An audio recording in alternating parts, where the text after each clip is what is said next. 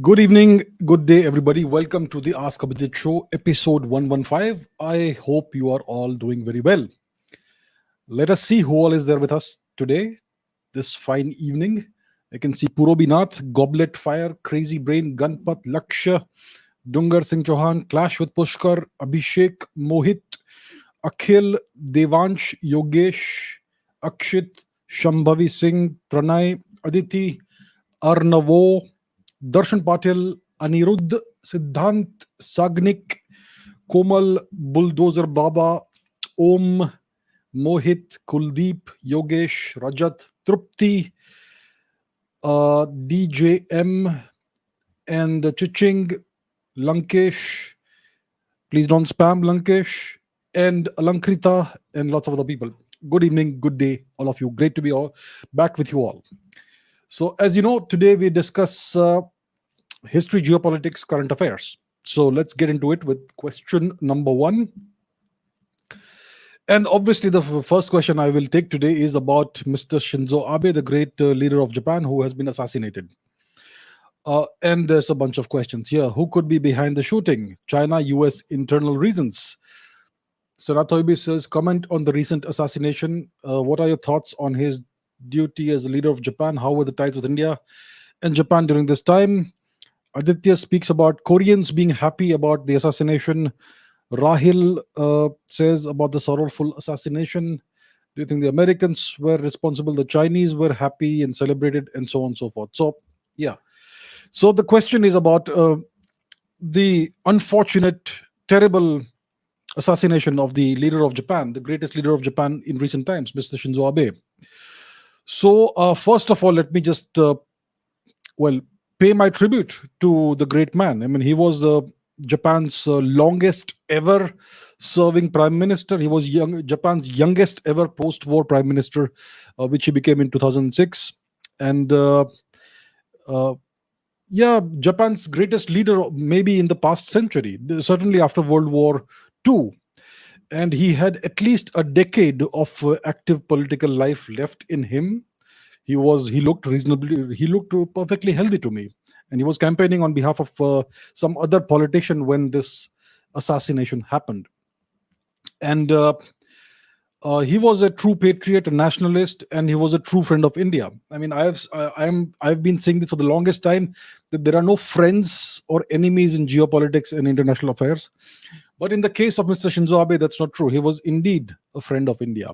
So it's a great loss for Japan, and it's a great loss for the civilized world, and a great loss for India. So, yeah, if anybody from Japan is watching, we stand with you, the people of India, and we mourn your leader who has been taken away too early.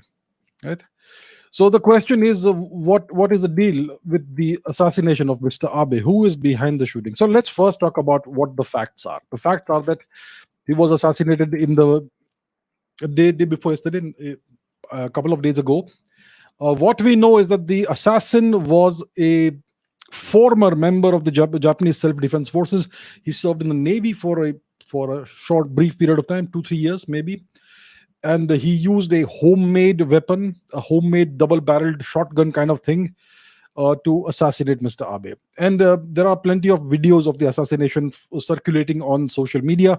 If you watch these videos, it becomes very clear that this is a monumental security lapse. Mr. Abe was Japan's tallest leader, the longest serving prime minister, the most consequential and important leader in the past 70, 80 years, maybe 100 years. And the kind of security he had was terrible. His security people looked bemused when the first shot rang out. If you watch the videos of the assassination, it's clear that the first shot missed Mr. Abe. It missed the target.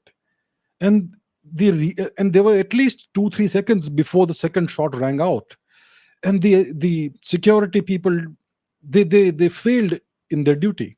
They I mean, it's criminal negligence what they did. They could have stopped the assassin. They could have taken Mr. Abe to safety in those 2 or 3 seconds. Every second counts when it's a great leader like Mr. Abe.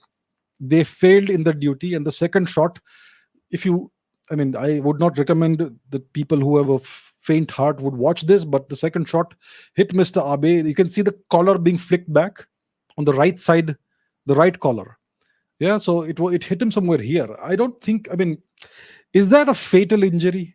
Mr. Abe did not collapse. He did not crumple. He walked down. He was clearly in pain. He clutched his the part of his body, and then what happened, and eventually he was declared dead. So this is what we know.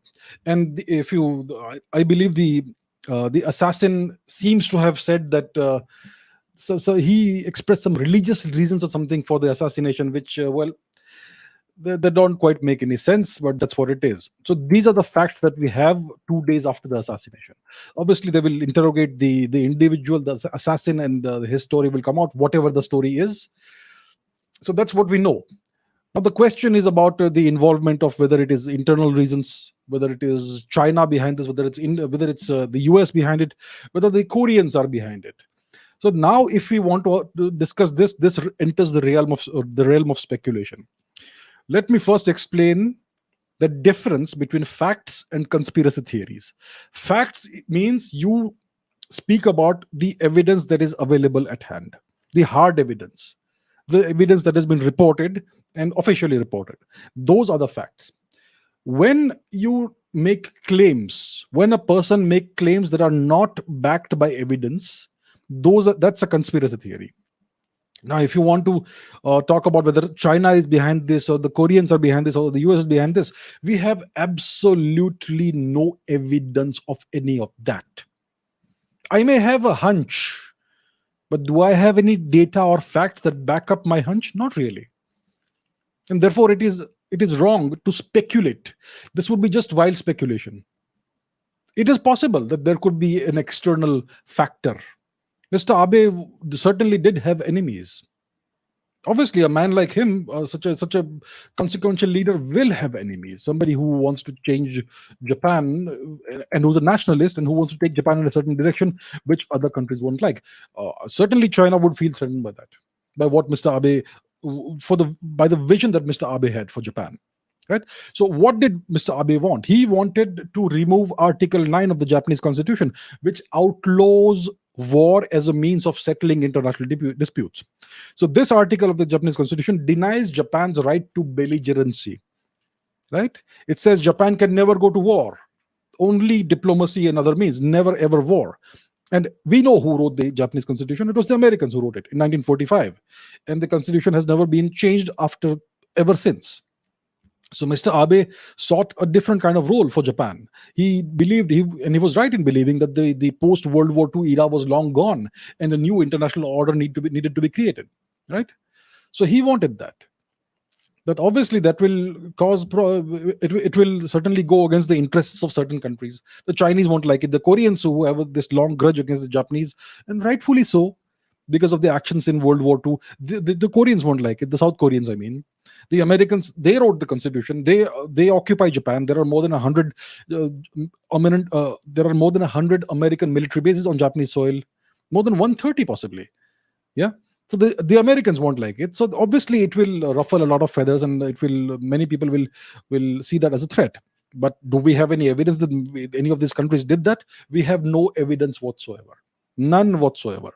So I am not in a position to answer the question of whether the Chinese are behind it, or the Koreans are behind it, or the Americans are behind it. We have no evidence whatsoever about this matter. Right? We know who could be threatened by that, but we have no evidence. So if I were to start speculating about this, then you would be right in calling me a conspiracy theorist. But I'm not that. So I will not speak about this. But let's talk about what the lady asked, Sana Thoibi, the ties with India and Japan at the time. So yes, it is during Mr. Abe's time that the relationship between India and Japan essentially blossomed, right? So Mr. Abe became prime minister for the first time for a year or so in 2006. And I believe he visited India for the first time in 2007 when the UPA government was in power. And at the time, Mr. Abe was already mulling the thought of creating the quadrilateral alliance between India, Japan, Australia, and the United States. Because he recognized the fact that the world order was changing, the Chinese rise was already apparent, and it needed to be counterbalanced. So Mr. Abe at that time itself wanted to create the quadrilateral alliance. But at the time, the Indian government was busy appeasing China. In 2006, in 2007, the Indian government was busy appeasing China, so that did not happen. But in 2007, when Mr. Abe first visited India, he made it a point to go and visit Mr. Modi in Gujarat. So he met Mr. Modi, and that's where the relationship between these two leaders started. And they got along very well. They were both fierce patriots. They both belonged that their nations needed to rise to the rightful places in history. Mr. Abe saw India as a civilizational brother, essentially. He saw India as part of the same civilization, which it clearly is. He spoke about this on many occasions, about the very ancient and close and strong civilizational ties between India and Japan, whether it is Buddhism, whether it is Shinto, and all of that. So he was very clear about this, that India and Japan are civilizational partners and brothers, essentially. And yeah, so he was a very good friend of Mr. Modi. That friendship evolved over time. It became stronger. And for the longest time on Twitter, Mr. Abe followed only three people. One was a Japanese journalist, one was his wife, Mrs. Abe, and the third was Mr. Modi. And he was following Mr. Modi on Twitter since before Mr. Modi became prime minister. And after 2014, when Mr. Modi became prime minister, the relationship between India and Japan truly took off, right?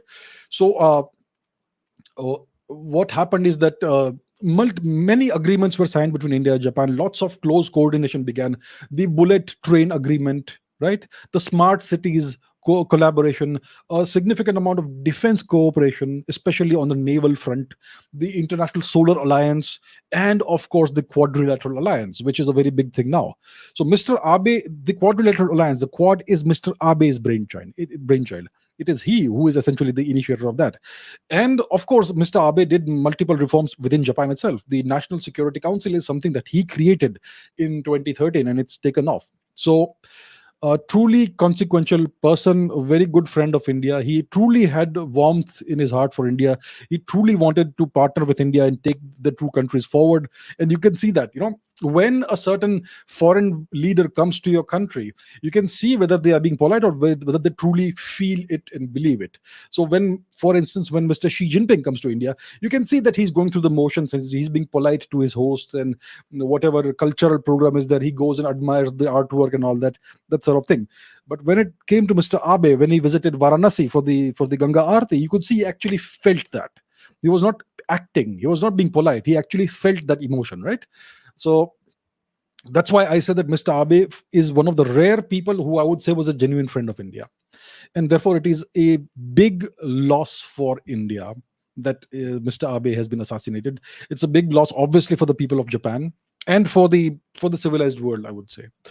So that is what I can say about this matter. I will not indulge in empty speculation. I obviously have a hunch about who may be behind this, but I don't have any evidence to back it up, and therefore I shall keep quiet about that. Okay, this is an old question 1 year ago from Akash Bullar, but considering the situation right now, maybe it's an appropriate time to look at to take this up. So the question is, do you think Lee Harvey Oswald really killed President John F. Kennedy of the US? The former RAW chief Vikram Sood, in his book, claimed that he was assassinated by the CIA because he was trying to shake hands with the Soviets at the time. He was soft on the Soviets. What do you think? And related to this, what is the deep state? Okay, so let's. So Mr. Kennedy was assassinated in 1963. 1963 was a strange year. It was a year in which two world leaders were assassinated. One was Mr. Kennedy, and the other was Prime Minister Lal Bahadur Shastri. These two assassinations happened. I mean, Mr. Shastri, obviously, we don't know whether he was assassinated or not, but he died under mysterious circumstances, and the death has never been fully explained. And I have a podcast with Mr. Anuj Dar on this channel, in which he speaks about this. He's the subject matter expert. He's written a book about this. So if that's what interests you, you can take a look at this podcast or read his book. So the other major event was the assassination of President John F. Kennedy, and the official report is that he was killed by a lone gunman, Lee Harvey Oswald, who was himself assassinated by a guy called Ruby, I think Jack Ruby, John Ruby, something like that, a few days later. So he was silenced forever. Lee Harvey Oswald. The assassin himself was assassinated in full public view, live on TV. That's what happened. It's a very murky, strange case, and the official explanation of the assassination, the Warren Commission report, is that there was a lone gunman. So let me just show you what it looks like. Shall we take a look at this? The Warren Commission report. Let me share that. So it's available in the public domain. This is what it looks like. You could look it up and Google it and find it. This is what the Warren Commission report looks like. The entire report is available in the public domain, including the assassination, the summary and conclusions. There's even an autopsy report that's available, if that's something that you would be interested in, the autopsy report, and so on. So this is the Warren Commission report, and that's the official version of what happened. What does it say? It says that President Kennedy was assassinated by a lone gunman who fired multiple shots from behind. So the assassination happened in the city of Dallas. The president and his wife and the governor of Texas were in an open car, an open top car. There was no covering. It was open, and they were driving down the road, and then these shots rang out. And this entire assassination was captured on tape, on film.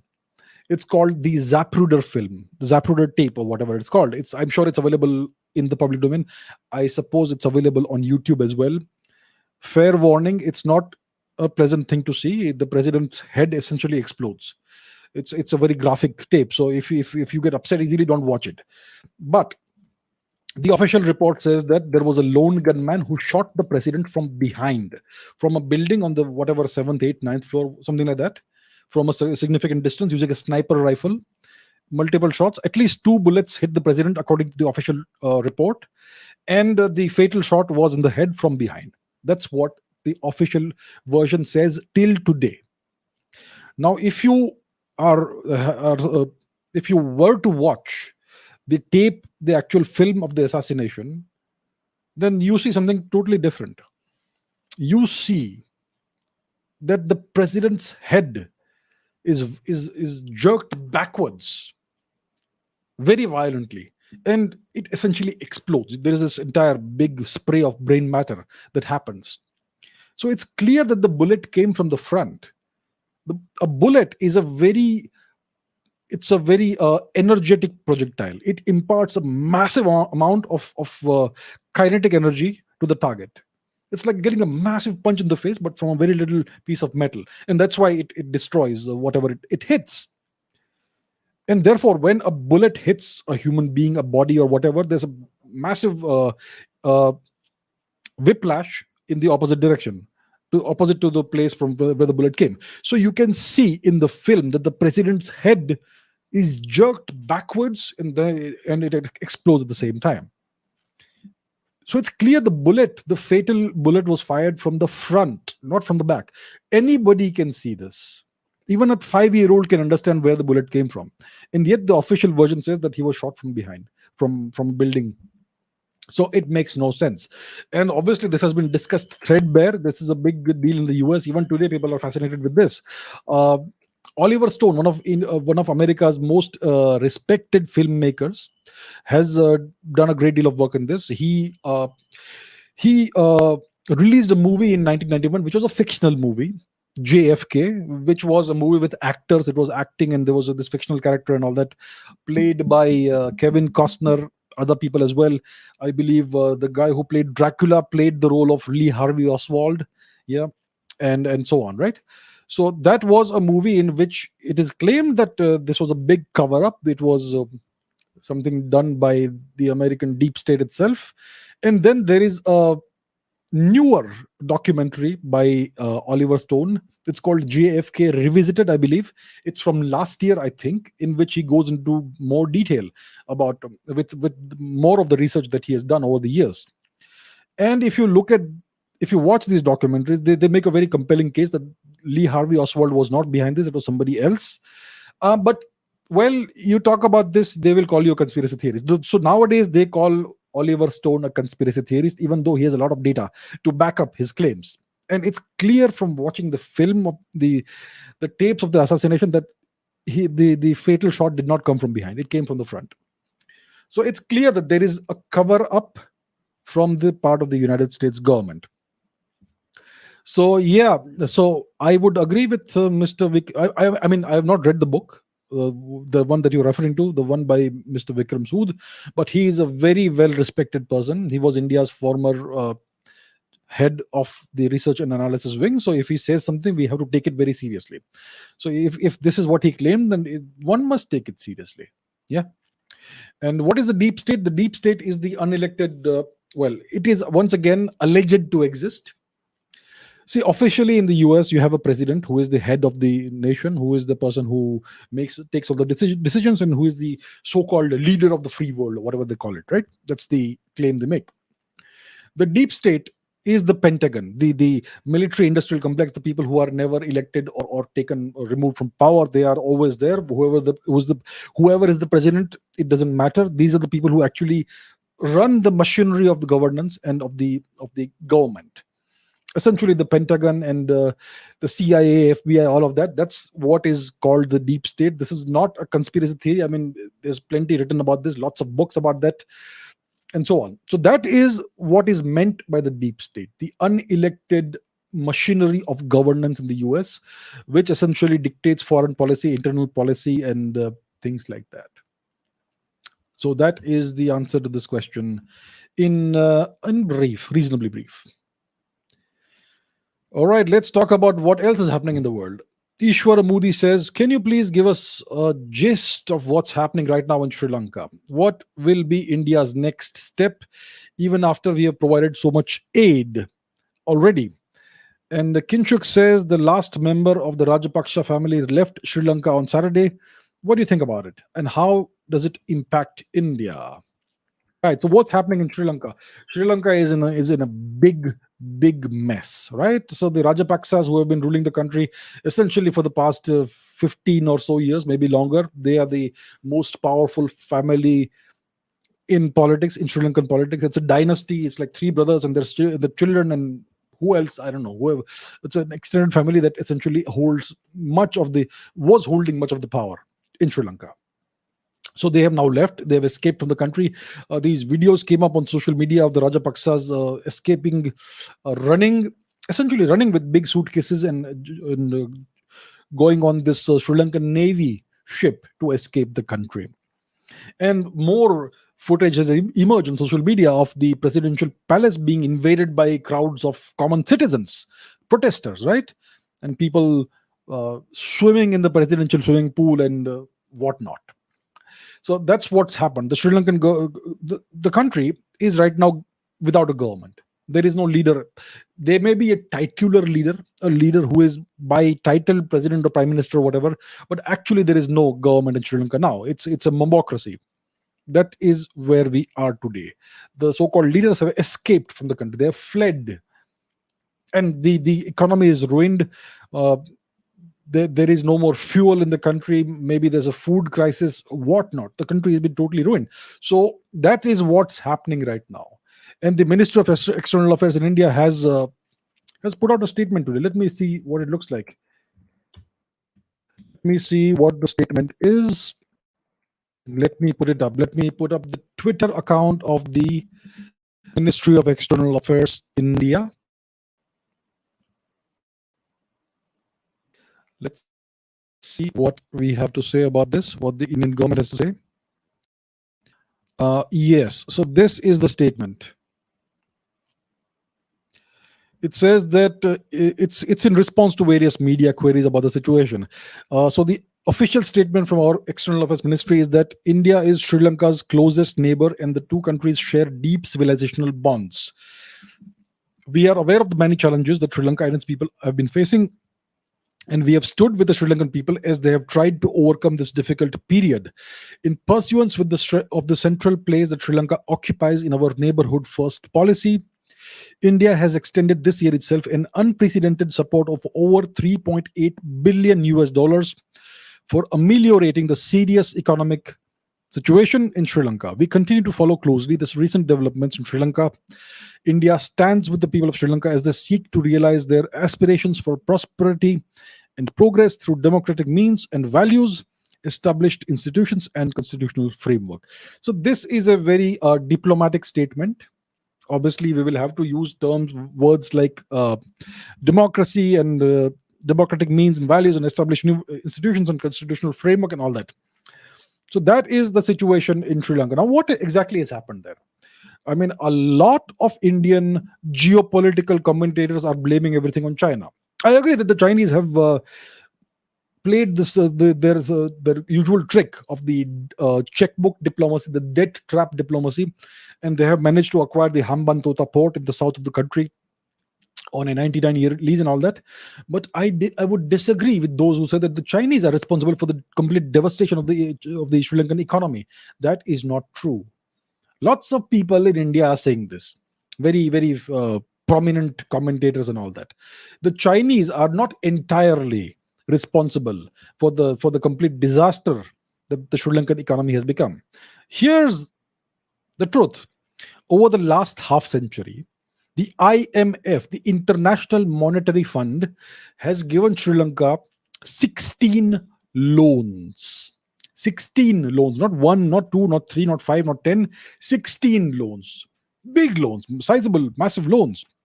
Now, the IMF or the World Bank, these two institutions are essentially, you could say, arms of the West.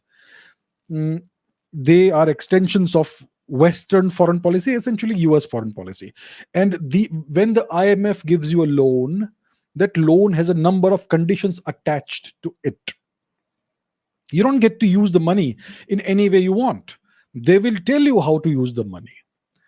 So the first thing, I mean, for India, for instance, India in 1991-92 was going bankrupt.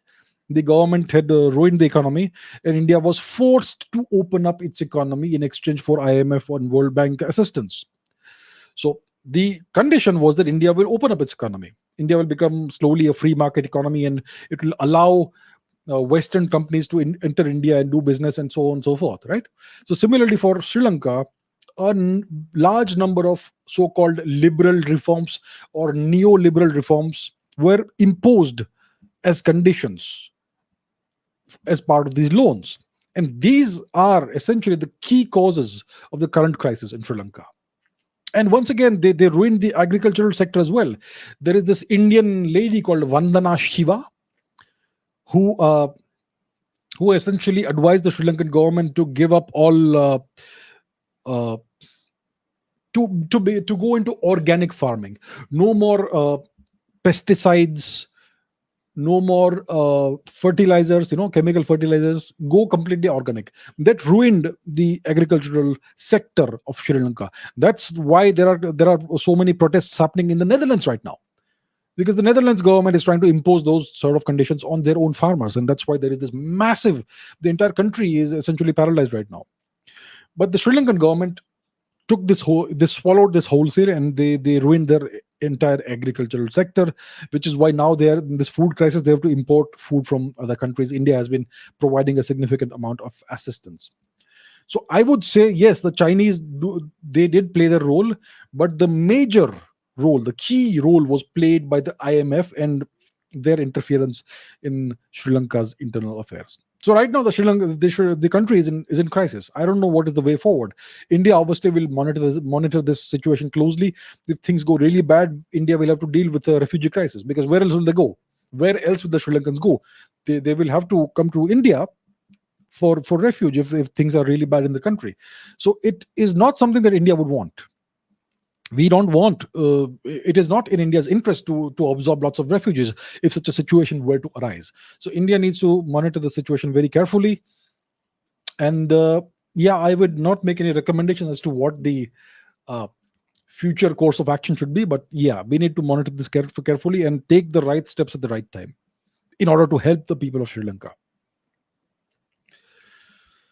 Okay, Kostub says, what's the current status quo in the Russia-Ukraine conflict? When will the war completely end? Will there be any peace treaty signed between Ukraine and Russia?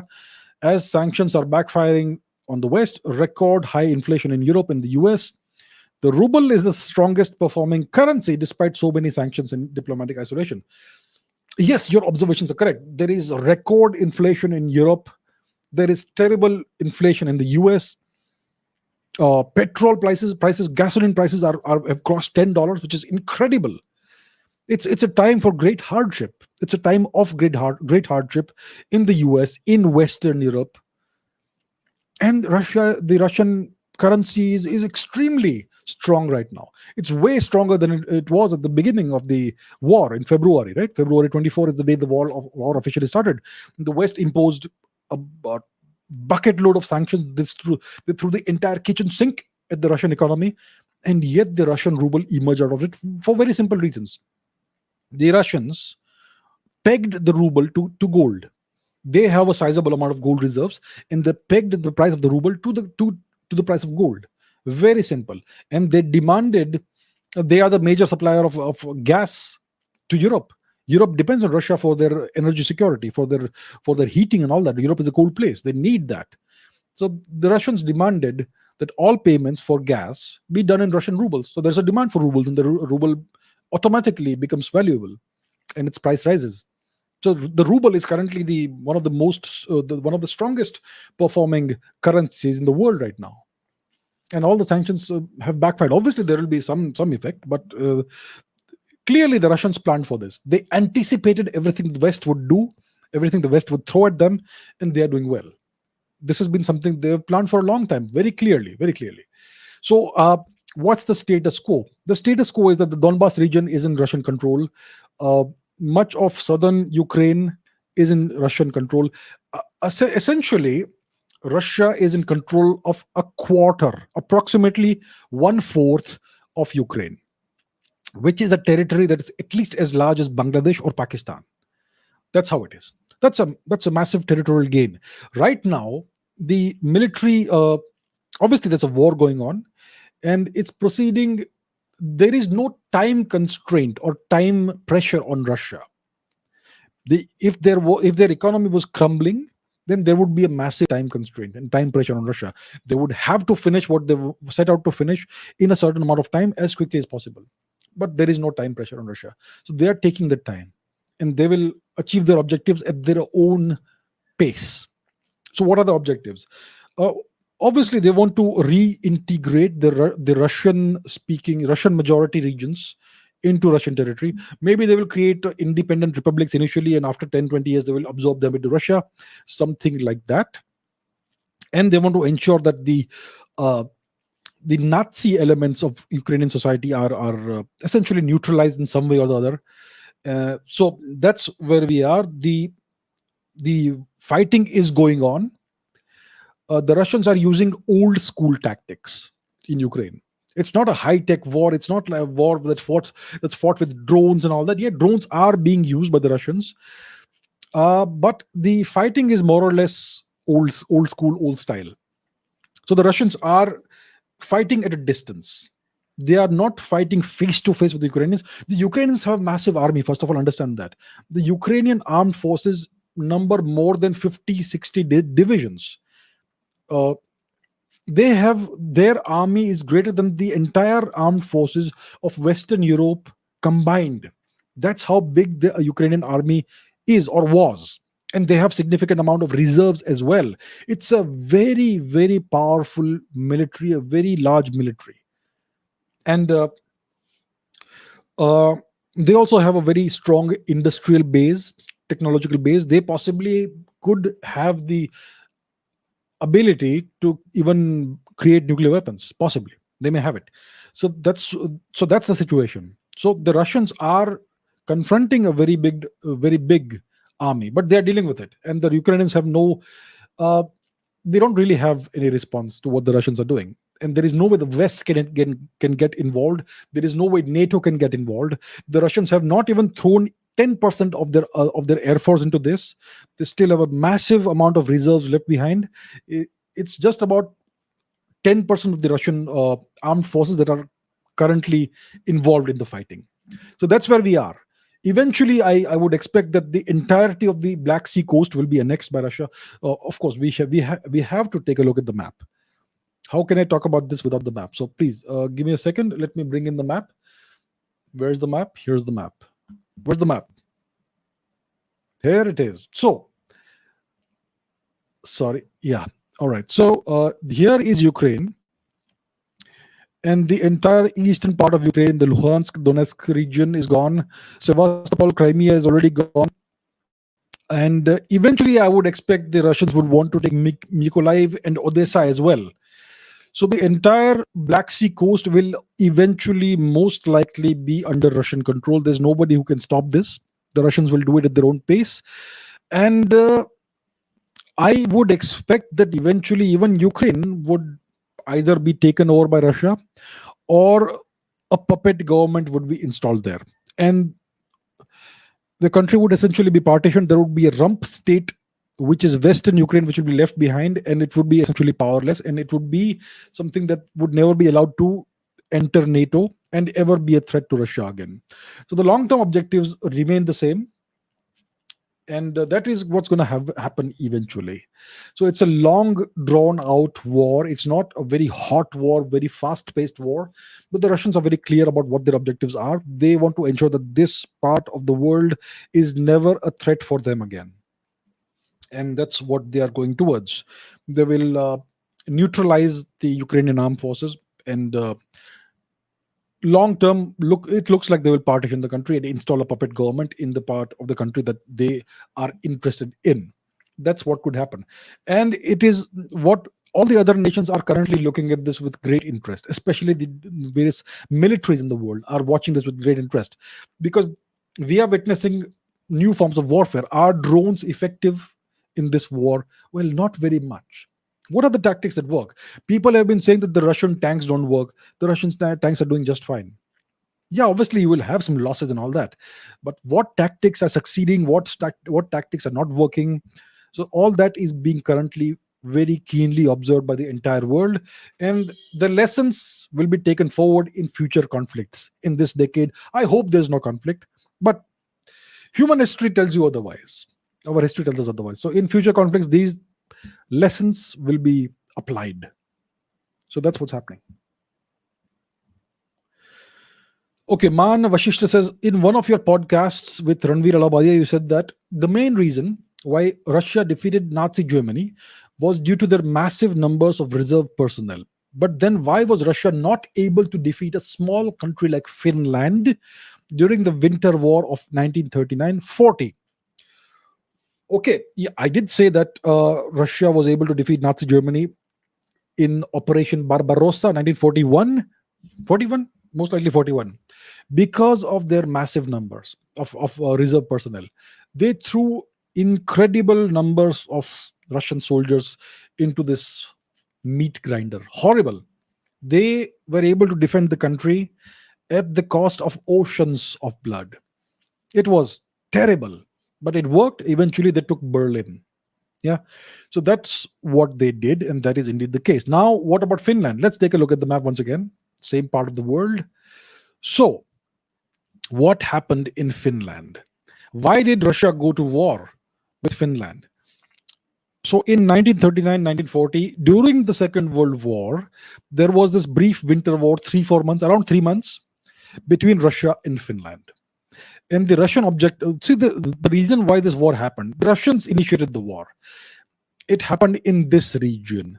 And the Russians were worried that this great city, St. Petersburg, which was then known as Leningrad, it was too close to the Finland border, and it could possibly be threatened by from across the border, from Finland. The border was different at the time. It was much closer to the city of St. Petersburg, and the Russians saw it as a very major threat that maybe a hostile power could use the territory of Finland to launch an attack on St. Petersburg. And to preclude that, they proactively went to war with Finland. That's what happened. The war lasted about 3 months roughly. Look it up, the exact dates. It's about 3 months as far as to the best of my recollection. Now, at the end of the war, the Russians gained Finland lost about 10% of its territory. So it is not correct to say that the Russians lost the war. What is being said here, that Russia was not able to defeat a small country like Finland. The Russians achieved their objectives and they exceeded their objectives. They acquired more territory from Finland than they wanted to. They exceeded their objectives. The current Finland Russia border is a reflection of what happened during that war. It is true that the Russians suffered far more casualties than Finland. I think the Russian army lost 5 times as many soldiers as the Finland army. So yes, that was not a very good performance. They did not do well. The army obviously did not do a good job, but they did eventually achieve their objectives and surpass the objectives. But the consequence of this is that the army clearly did not do a very good job. They lost so many people, and that encouraged Adolf Hitler to eventually, in 1941, launch Operation Barbarossa, aimed at conquering Russia. So the performance of the Russian army, the USSR army in this war, was not good. So Hitler was encouraged by that. At that time, Russia and Germany, the USSR and Germany, had an agreement, the Molotov-Ribbentrop Pact. So this pact was essentially about non-aggression and about dividing up Poland. So they both agreed that they would take roughly half of Poland, and as soon as the Germans invaded Poland, the Soviets also invaded Poland from the east, and they divided up Poland. And this agreement lasted until 1941, when Adolf Hitler gave up his attacks on England temporarily and turned his direction eastwards to the USSR. Eventually, it was a disastrous move, and it culminated in the defeat of Nazi Germany. So, to answer your question, it is not correct to say that Russia was not able to defeat Finland. They defeated Finland. They achieved and exceeded their objectives for the war. But yes, they lost way more soldiers than the Finns did, because the Finns understood their terrain much better than the Russians, and they were prepared for such an invasion and eventuality. So the objective of the USSR was not to take over the entirety of Finland. It was to ensure that there was more territory available, and that more territory was taken into Russia, and that any potential threat to St. Petersburg was neutralized. So that was the objective, and they achieved the objective. Okay, Srijit says, in 1914, the SMS Emden bombed Madras harbour. It's now Chennai, it was then known as Madras. Is it true that an Indian revolutionary in Berlin, Chempakaraman Pillai, was the mastermind behind this? What was Hitler's view on British rule in India? Are there any instances where he helped Indian revolutionaries? Okay, so let's take once again a look at the facts. What actually happened? For that, we have to go back to the map. Here's the map. So now we know where Madras, the erstwhile city of Madras, was. It's now called Chennai. It's here in southern India, off the Bay of Bengal, the great Kalinga Mahasagar. So this ship, the SMS Emden, was originally harbored. It was birthed at the port of Qingdao in China. Qingdao used to be a German-occupied territory at the time. China was under various parts of China were under European occupation. So Qingdao, the city of Qingdao, the port city of Qingdao, was then called Qingdao, I think, Qingdao or something like that. It was at that time under the possession of Germany, and the Germans had a number of naval warships in this port. So the SMS Emden was a German light cruiser or medium cruiser, one of these two things. So it's a medium-sized battleship, right? So when the First World War broke out in 1914, eventually what happened is that Australia and New Zealand grabbed various German possessions in the Pacific Ocean. The Germans were in control of various islands in this region. The Marshall Islands was one of them, I believe, and so on in the South Pacific region. The Australians and the New Zealanders, they took over these islands, and Germany lost those possessions. So the Germans, what they did was they launched this ship, took off from Tsingtao. The captain of the ship was Karl von Müller. and he essentially waged a 3-4 month lone battle all across this region. So let me show you where this happened. One second. The voyage of the SMS Emden and the various engagements it took. So take a look at this. So this essentially is the long convoluted route that this ship took, and it engaged lots of targets. It sunk some vessels. On September 23, 1914, it bombed the port city of Madras. It saw some action off the coast of Burma. It was in the Maldives and the Lakshadweep Islands, the Chagos archipelago. And eventually, in November 2014, it was destroyed. It was run aground in the Cocos and Keeling Islands. That's what happened, right? So on September 23, this ship bombed the port city of Madras. It set fire to the oil tanks over there, and yeah, so that is what happened. These are the facts that we have at our disposal. So what we know is that this ship was in Tsingtao in 1914, and over a course of 3-4 months, it saw all this action. It was eventually destroyed.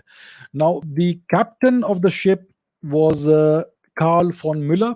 When the ship was destroyed in the Cocos and Keeling Islands, the sailors who were injured were taken to Australia. The sailors who were not injured were taken, I believe, to Malta, and these people were eventually repatriated to Germany in 1920. In 1920, right? Now we know that Mr. Chempakaraman Pillai was present in Berlin in 1914. He was in Berlin in 1914. If he had been on the SMS Emden, he would have been in Tsingtao in 1914, and he would have not been able to return to Berlin until most likely 1920, right?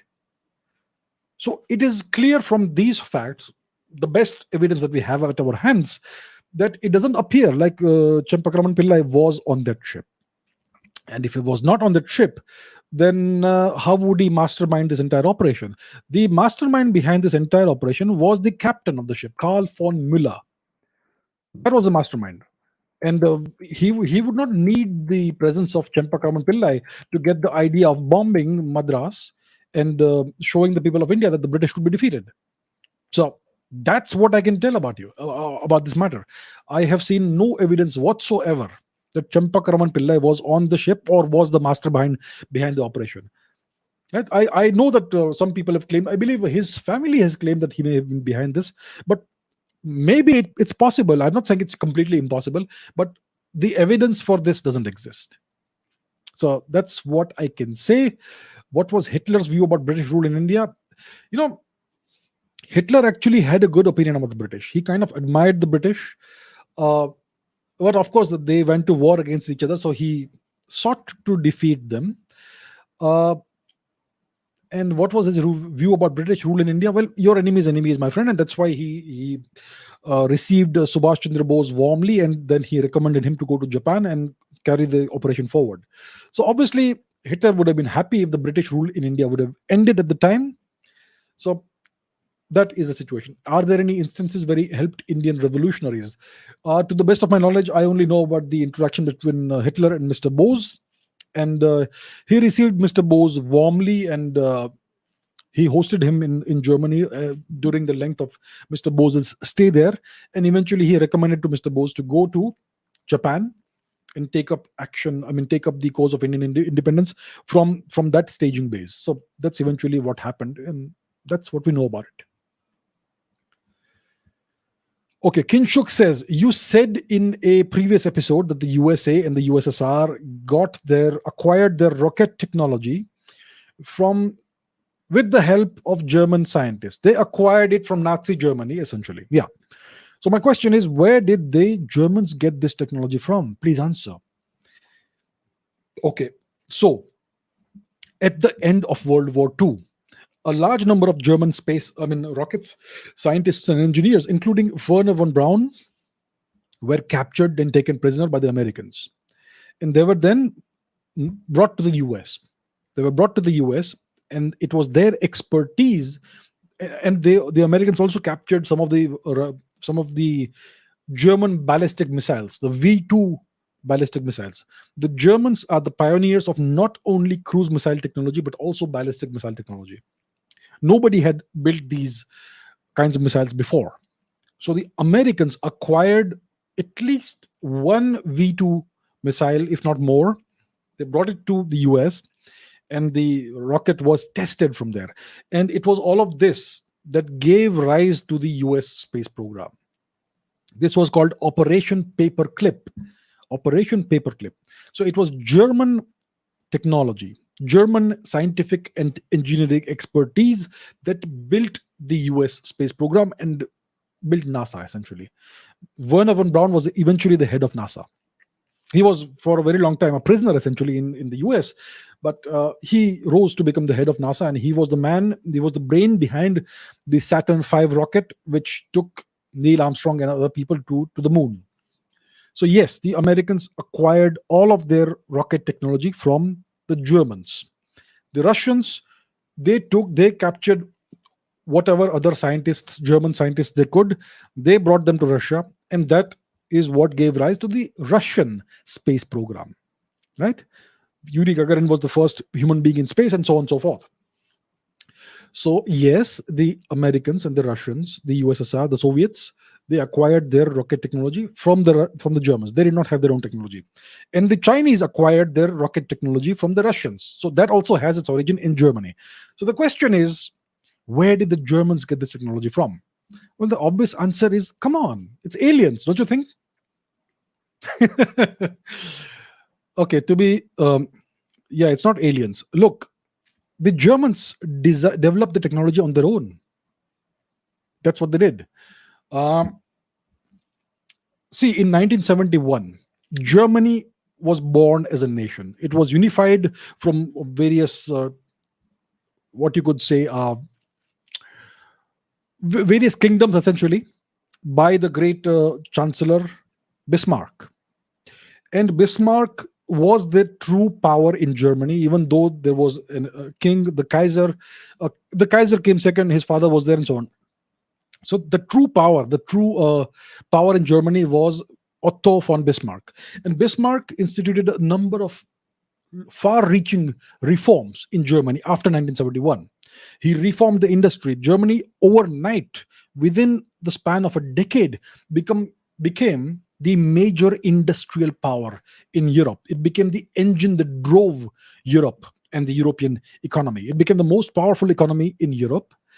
They developed a massive, technologically advanced industrial base. They built very good universities. Their scientific education was the best of the entire world, most likely.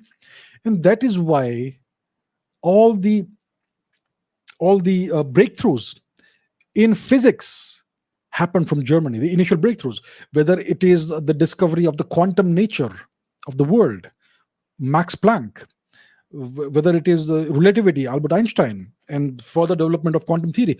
All of that happened in Germany because they had the best education system, they had the best technological base, they had the best researchers, and if you were good, you were promoted. There was complete meritocracy.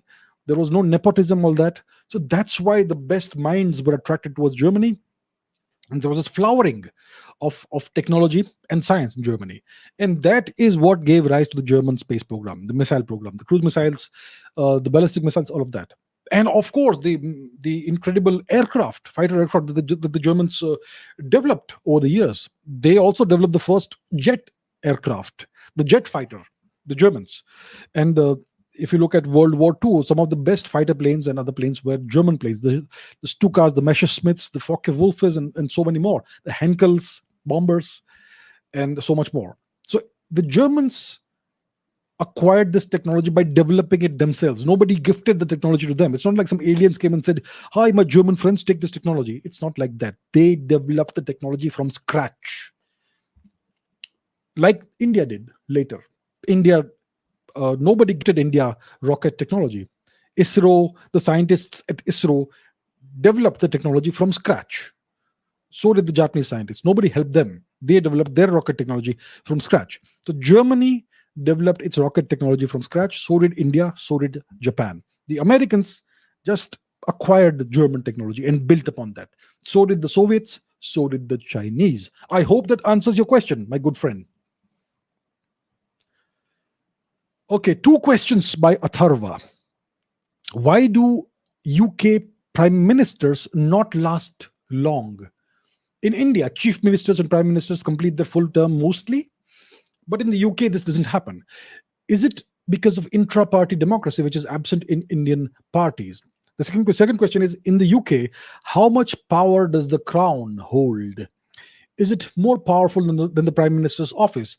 Do bureaucrats run the country? Okay, so you have compared the situation in the UK with India.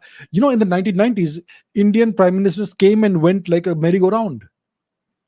The Indian uh, parliamentary system is a copy of the UK system, the Westminster system. It's an inherently unstable system. You had so many prime ministers who were there for 2 months, 3 months, 5 months, whatever, 4 months in the 1990s in India. Who comes to my mind? H.D. Deve Gowda, I.K. Gujral, Chandrasekhar. Then the Vajpayee government came and fell in a couple of weeks.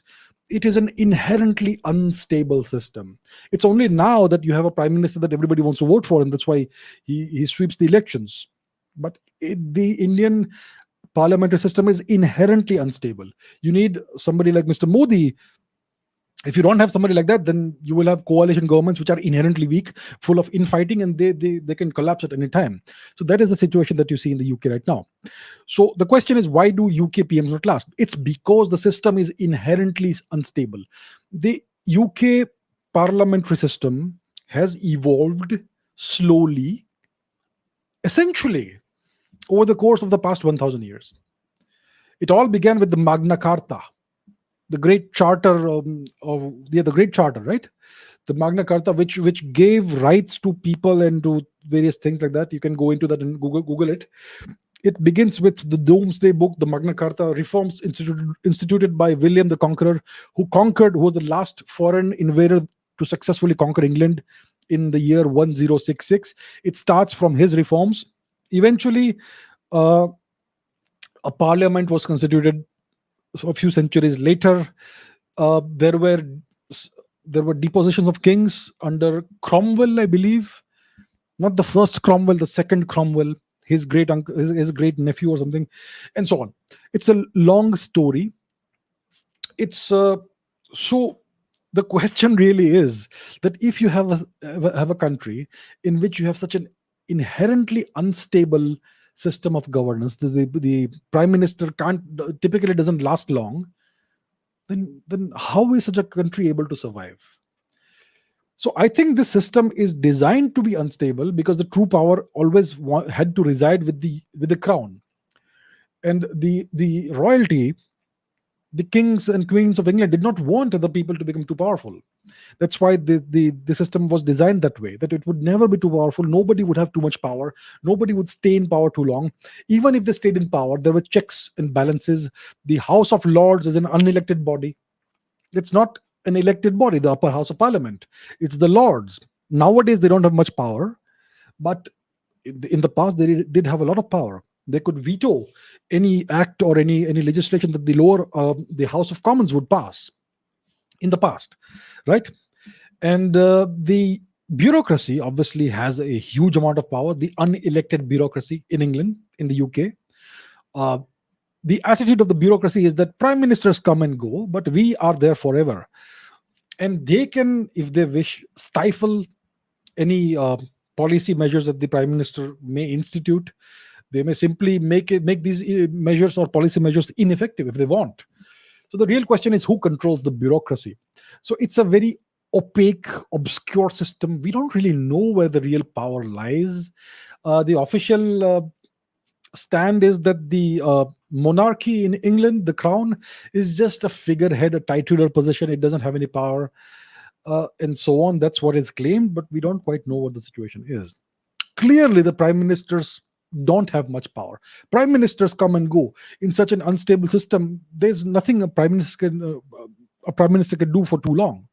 I mean, the latest example is Mr. Johnson, Boris Johnson, who was there for a while.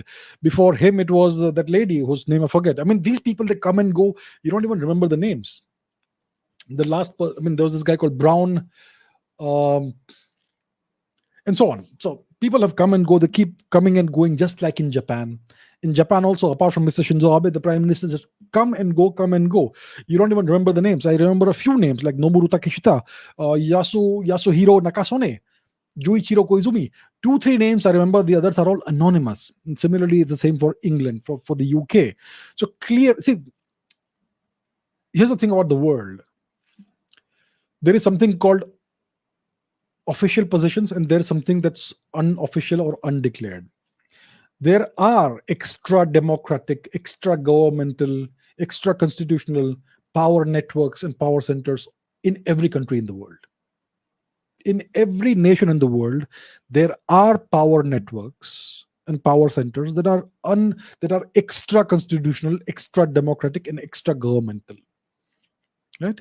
To understand what these are, you have to understand what is the true nature of power, which is a whole different topic, which you can't explain in 5 minutes. So you have to understand that properly. And when you understand that, it becomes very clear that many of these so-called positions, like prime ministers, actually, etc., they don't really hold too much real power. In the UK, the prime minister is a ceremonial position, essentially. And the prime minister's actual function is to distract the public's attention from where the real power lies. In the words of one of their own writers who wrote about something else, but it's very apt in this case, right? So the prime minister's job is to distract attention from where the true power lies, and Mr. Boris Johnson did a great job of that. He was very entertaining, very, very entertaining. I mean, you may agree or disagree with his policies, but he was fun to watch. So that's how it is. The crown may still hold a lot of power. The bureaucrats certainly hold more power than the government, than the prime minister, and so on. But where does the real power lie? That's kind of not very visible. It's kind of opaque, obscure, the way it has been designed to be. Okay, Anish says, is there any chance at all of us, which means India, getting the permanent seat in the UN Security Council anymore? Because I feel other than Russia and France, no one will be in favor of us being the sixth member. Even if the US and the UK are, China will never be. So in which scenario can India get a permanent seat in the UN Security Council? Or is it just a dream or a wish that will never be fulfilled? And at the current status, power, and influence that India has, do we truly deserve it right now? Okay. UN Security Council. So as we know, so what is the United Nations? To understand all of this, you have to understand what is the United Nations and the United Nations Security Council. The United Nations was born, it was formed in 1945, I think, if I recall correctly, at the fag end of World War II. So it was formed, it was constituted before World War II ended, but when the writing on the wall was already visible. The Germans were about to lose, they were doing very badly, and the Japanese would soon follow suit. So the United Nations was created, and membership was given to all those who would declare war on Germany and Japan. So suddenly, a whole lot of countries across the world declared war officially on Germany. And Japan also, I suppose. These were just verbal declarations. It did not mean that they're there to actually send soldiers. But you do that, then you get a membership in the United Nations. So it was a club of those who won. And the UN Security Council is another body which has a number of members. But the core group, the five permanent members, were the actual victors of World War II, the allies. The United States, the UK, France, who's the fourth one? The USSR. Yes, these are the four victorious powers. And the fifth one, they were wondering whom they should give it to. And they wanted to give it to India. I mean, there's a whole story there. The Chinese were also involved in that, but not the Communist Party, the other one. It's a whole story there. You can look it up. So they wanted to give this seat to India. And Mr. Nehru, as we know, as is established, as is very well documented by multiple sources, he refused multiple times. 1950, he refused. 1953, he refused. 1955, also he refused. And eventually it was given to China. Right? So today India wants it. But today nobody wants to give it to India. The Chinese have a veto. They have this very powerful position. Well, to some extent, it's powerful, and they don't want India to be elevated to the status of an equal to them. And of course, India is currently not an equal to China. India is certainly India. The Indian economy has exceeded that of France and the UK for sure, as far as I remember. But India's economy is still much smaller than that of China or the US, and Russia has inherited the seat of the USSR. So there is a situation right now, and none of these people would want to relinquish their power or to dilute the power by bringing in new members. So some of these nations may verbally say that we are in favor of adding India to this, but it won't happen most likely. So do we truly deserve it? If the UK deserves it, if France deserves it, so does India. So we certainly would be deserving, considering that the UK and France are part of it. But is this just a dream or a wish that will never be fulfilled? If India does rise, to a $10 trillion economy or more than that, we want more than that, then it may happen. But before that, the UN will have to be reconstituted properly. The UN is an obsolete body, it's an obsolete organization. It is a remnant of the post World War II era. That's what it is. So it is a snapshot in time of the situation in the post World War II era. It is obsolete. Today, the world has changed. So maybe in this decade or in the next decade, the world order will totally be reorganized. One hopes it happens through peaceful means. One does not want warfare, but who knows?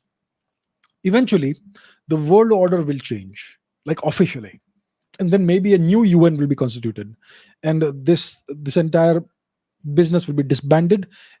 If that sort of thing happens, India will certainly rise to this sort of position, like being a permanent member on whatever new Security Council or whatever it is that is formed at that time. But as of today, there is no chance of India getting in. So don't hope for such a thing for the next 5 to 10 years at least. India has to rise first to a significant position in world affairs. Okay, the IDK says, how did princely states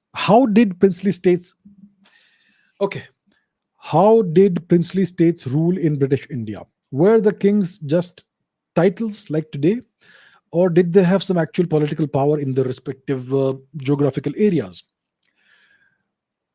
Right. Good question. I think I may have spoken about this before, but let's take it up again. So, the British took absolute control of India in 1857. 1857 was the War of Independence. Much of India rose up against British occupation. And there was a time when things were in balance, but eventually the British were able to prevail. And whoever fought the British, the various so-called kingdoms in India, who fought against the British, they were all defeated, and those lineages were ended. Then what the British did is that there was such a massive country to govern, a massive landmass, the entire Indian subcontinent, from present-day Pakistan all the way to Burma. It is difficult to rule such a massive subcontinent without putting on a certain kind of show. So what they did was they destroyed all of these families, all of the royal families that had fought against them, and then they installed puppets in their place. And some of these royal families made compromises with the British, and they agreed to serve the British. After 1857, every single royal family served the British. What does it mean? All of these kingdoms were then given the name of princely states by the British. In each of these princely states, there was a British political officer. A British political officer who would tell the local prince or whatever it was what sort of policies they must implement. The rules or the laws that were in power, that were enforced, were British rules or laws. Eventually, the whole legal system was created by the British, which is still followed in India. So these princely states, the rulers were essentially agents of the British. They were puppets of the British. They collected taxes. There would be a British collector also, a collector of money. Even today in India, there is a position of district collector. My question is, what does the district collector collect today? What does he collect or she collect? Why is that person still called a collector? Why can't you call him or her a district administrator or district magistrate? They have not even changed the name of the title, district collector. So all of these princely states, they would have a collector who was essentially an extortionist.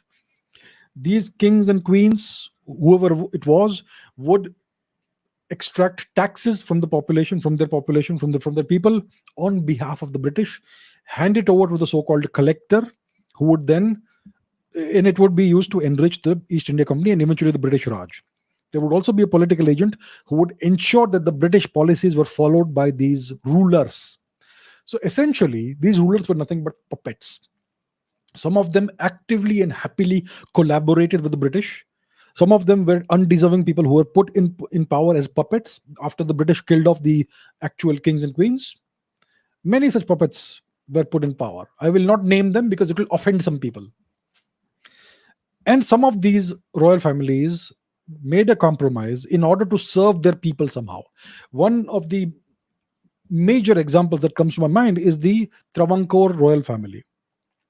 The Travancore royal family was also a princely state, and they also were essentially under the thumbs of the British. And yet they did the people and the country great service. They never allowed the British to know that the great Shri Padmanabha Swami temple has an incredibly enormous treasure within. If the British knew about this, they would have looted everything. The treasure still exists. It is still there in the vaults of the Shri Padmanabha Swami temple. Its value is estimated to be in excess of $1 trillion, not rupees, dollars. Some geniuses are going to come in the comments and say, no, it's rupees, not dollars. No, it is estimated to be in excess of $1 trillion in value, and some of the vaults have not even been opened yet. And this treasure that's in this temple goes back thousands of years. Yeah. So the Travancore royal family never allowed the British to come to know, to find out that there's this massive treasure in the temple. And so that is a great thing they did. So many of these royal families were actually trying their best to serve their people. They were not all traitors, they were not all collaborators, but some of these so-called princely states and their royal families were puppets installed by the British, and they were totally, completely beholden to the British for their power and position. Not power, but the position and prestige. And they were true servants of the British. So some served the people, some served the British. That's how it was. But none of them had any actual power. None of them had any actual power. They were simply agents of the British in a variety of ways. That is the truth. After 1857, all of the royal families, all of the princely states were nothing but British puppets. And that's the truth. Okay, Rinigan says, what is the origin of the meiteis? Are they invaders from China who did atrocities on the Bishnupriyas? It's written everywhere on the internet that they invaded Manipur around 350 years ago. Or is it propaganda against the Meitei people, just like the Aryan invasion myth? Okay, first of all, to the viewers who may not know, who are the Meitei people? The Meitei people are the people of Manipur. Where is Manipur? I suppose many people would not know where it is. So let us go to the map. Where's the map? Here's the map. Let's go to the map and take a look at where Manipur is, in case some of you don't know. Manipur is in the far east of India. It is to the south of what is now called Nagaland and to the north of Mizoram. Can you see Manipur written here? Manipur is to the west of Burma, Myanmar. The capital of Manipur is Imphal. So this is now a state in India. It was once one of the great princely kingdoms, one of the great kingdoms in India. And the question is that has been asked is what is the origin of the Meiteis? The Meiteis are the people of Manipur. They They follow two religions. The original religion is called Sanamahism. Everything is in ism nowadays in English, but the worship of the great god Sanamahi and the pantheon of gods around that. And later on, during the time of the king, one of the kings, uh, um, Vaishnavism became the official state religion, so to say. Gaudiya Vaishnavism, which was brought into Manipur by this individual called Chaitanya Mahaprabhu, right? So about 3 or 4 centuries ago, Vaishnavism became a big deal in Manipur. Eventually, most people of Manipur practiced a syncretic mixture of Sanamahism and Gaudiya Vaishnavism. Very similar to the situation that you have in Japan, where most people a century ago practiced Shinto as well as Buddhism. Shinto is the original uh, culture, religion, whatever you want to call it, of Japan. Buddhism came in about 1500 years ago via China. So Shinto is the original writers of the original authors who wrote about Shinto in Japan. They essentially said that Shinto is like Japanese Hinduism and Buddhism is like a simplified version of that. So that's a different story. So the Meiteis are the people of Manipur. They are the ones who practice Sanamahism and Gaudiya Vaishnavism, either or both. And the question is, what is the origin of the Meitei people? Are they invaders from China who did atrocities on the Vishnupriya Manipuris? Or is it propaganda? I have never read anywhere that the Meiteis did atrocities against the Vishnupriyas and they invaded from China 50 years ago. The Royal Chronicle of Manipur, of the kings of Manipur, is called the Chaitharol Kumbaba. It is a detailed chronology of the entire lineage of the Ningthojam dynasty. It dates back to about 2000 years before today in one version, and in the other version, it dates back to 3500 years before today.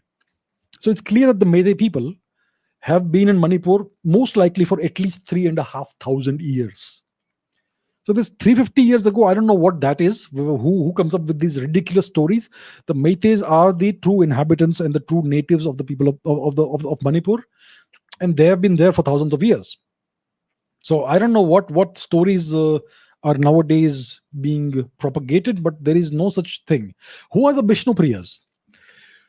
So about roughly 200 years ago, there was this 7 years of devastation of Manipur. The Burmese invaded Manipur and Assam, and they essentially tried to wipe out the Manipuri people, the Meitei people. They essentially indulged in genocide, the Burmese against Manipur. So lots of Manipuris escaped from Manipur. Some of them went into Assam, some of them went into Bengal. Many of them live in places like Sylhet in Bangladesh today, which was then part of India. It was part of Bengal. Many of these people, Manipuris, Meiteis, they escaped into other places like Tripura, Assam, etc. And eventually, these people came to be known as Vishnupriya Manipuris. Right?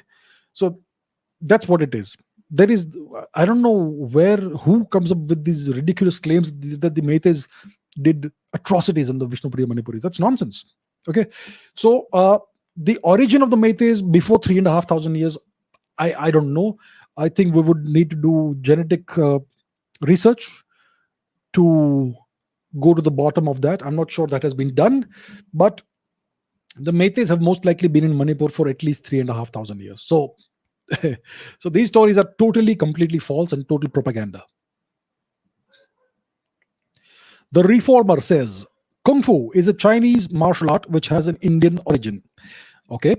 You said it reached China along with the Buddhists. How come a religion that is all about peace and non-violence spread a fighting style? This is one of the great myths that is prevalent about Indian culture. That the Indian culture is all about non-violence and never fighting back and all that. Here's how I've spoken about this in the past. I'll speak about it again today. Here is how Kung Fu reached China. About 1600 or so years ago, look up the exact details on the website of the Shaolin Temple. Okay. So about 1600 or so years ago, roughly, there is a time when Buddhism was and Indian culture was becoming very popular in China. It started with the Kushan era. The great emperor of India, Kanishka, is the one who started it all. He started sending, not along with the trade delegations to China, he started sending scholars, Vedic scholars, Buddhist scholars, etc. And that's how Indian culture started entering China. And the Chinese were intrigued and they really liked it. And then what happened is that many Chinese kings started sending ambassadors to India, requesting Indian rulers to send more scholars who could translate Sanskrit texts into Chinese. So lots of Indian scholars went there. Now, like I said, about 1600 years or so ago, one of the Indian scholars who went there was called Buddha Bhadra. He went to this place, to this region in China. The local king built a temple, a monastery for this Indian guru called Buddha Bhadra, where he could stay in peace and translate all the various Sanskrit sutras into Chinese. Buddha Bhadra died after a few years, and in replacement, a new monk went there who was called Bodhidharma. He is most likely somebody who went from southern India. Most likely, we not quite sure, but most likely he was from southern India. Bodhidharma reaches this place and he finds that this place is in a forested region, and lots of bandits, they raid the place from time to time. They beat up the monks and steal all the provisions. So Bodhidharma, what he did is he said, we will do all the culture stuff later. First, let me teach you how to defend yourselves. So he taught these Chinese monks the an ancient Indian art of self-defense, which was based in yoga. So it was an ancient martial art of India based in yoga that he taught to the Chinese, and it eventually came to be known as Kung Fu. This was the Shaolin temple, the Shaolin monastery. Bodhidharma is the first patriarch of the Shaolin temple, right? And if you go to the Shaolin temple today, on a hill which overlooks the temple, there is a giant statue of this great Indian teacher, Bodhidharma, who not only taught Dhyan to the Chinese, but he also taught Kung Fu. And he taught this Indian form of meditation called Dhyana meditation to the Chinese. And the Chinese eventually spread it to Japan, further east. And the Chinese called Dhyana Chan.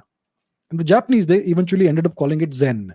So Zen Buddhism, Zen meditation, all came from India. So that is the story of the origin of Kung Fu. It originates in India. The original martial art is lost.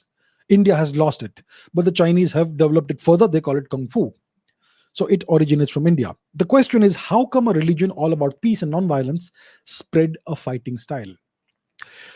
So the highest principle in all dharmic belief systems, in dharma itself, is non-violence, ahimsa paramo dharma. That is the highest value in all forms of dharma, all flavors of dharma, whether it is Jaina dharma or Bauddha dharma or various other forms of what we call Hindu dharma, right? Ahimsa is always the paramo dharma. It doesn't mean that when somebody comes and beats you up, you're gonna sit idle and let that happen. What did Lord Krishna say? Have you ever read the Bhagavad Gita? Is dharma about just passive non-violence and passive resistance? No. The other aspect of dharma is that you must destroy adharma by any means necessary, even if you have to break the rules. That is what Lord Krishna taught. And Lord Krishna came a long time before Gautam Buddha. And Buddhism is nothing but one of the flavors of dharma, both the dharma, the dhamma, whatever, right? And so that's what it is.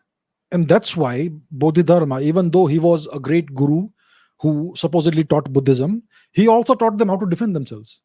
Because if you don't defend yourself, you are breaking dharma. You are doing adharma. By allowing adharma to win, you are also supporting adharma. That's how it is. So that's why Buddhism, many Buddhist kings were great warriors. Come on. We all know that. The Majapahit Empire in Indonesia, which was a Hindu empire, was a great Thalassocratic empire. The Champa Empire in Cambodia, in Vietnam, was a great maritime empire, and so on and so forth. Look at the Japanese Buddhist traditions. You had Shinto, which is the original culture religion, which is more like Hinduism than Buddhism. Yeah. And then you have Buddhism, which appears in Japan about 1500 or so years ago. It becomes very, very prevalent. The two traditions syncretize beautifully. Yeah.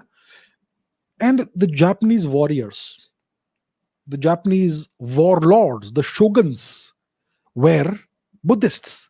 The Japanese warrior class, you could call them the Japanese Kshatriyas, the samurais, were Buddhists. They were proper practicing Buddhists. They had this code of honor called Bushido. It's about how a warrior should conduct themselves. It's about honor. It's about all that, and it is very much part of both the dharma. It is rooted in both the dharma in Buddhism. So it is completely incorrect to say that Buddhism and Dharma overall is about peace and non-violence. We value peace and non-violence. We want peace and non-violence. It doesn't mean we're going to tolerate violence. You don't tolerate violence. You don't tolerate adharma. You have to destroy adharma. What does Kali say? The mother goddess in Hinduism is a very benevolent person, whether it is Saraswati or Lakshmi or Durga or whatever, but she has the Rudra Roop, right? What does Kali do? What does Chamunda do? So think about that. Both the Dharma, Buddhism is nothing but a flavor of Hinduism. There is no real difference. The West does its best to emphasize minute differences. But the similarities, which are 99.9% of the whole thing, are ignored. And that's why people are brainwashed into believing that Buddhism and Hinduism are different, and they have different concepts and different values and so on, which is not the case. Okay, so that's about this question. Okay, AJ Raoul says, after watching the Top Gun movie, I'm really surprised as how a F-14 jet can take on not one but three fifth generation fighter jets, which appeared to be the Sukhoi 57. Can this really be possible?